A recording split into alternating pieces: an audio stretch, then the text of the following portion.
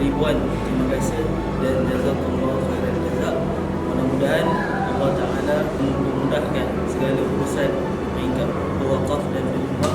Mudah-mudahan Allah Ta'ala menerima segala amalan kita, insyaAllah. Assalamualaikum warahmatullahi wabarakatuh.